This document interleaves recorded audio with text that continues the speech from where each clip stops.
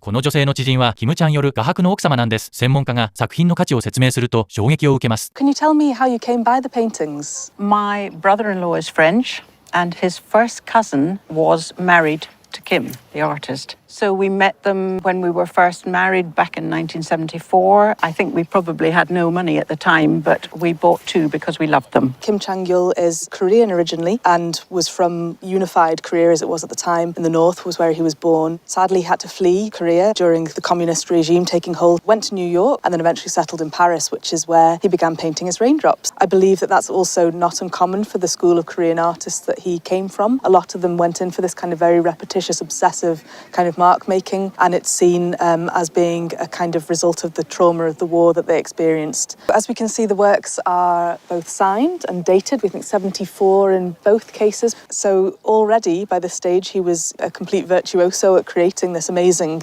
three-dimensional effect. And other surfaces as well, including wood and, as is the case here, sand, which he's glued to the surface, which creates this sort of really sharp relief of the oil paints sitting against the sand. He's a very, very well-regarded artist in Korea. He's considered one of their preeminent artists. So do you think you remember how much you paid at the time for them? Can't imagine we paid more than about £150 each at the time. This is exactly the kind of period that gets people particularly excited about his work. I can say that individually probably worth at auction around £80,000 to £120,000 each. Upwards of that potentially, I think, for the sand piece. Wow.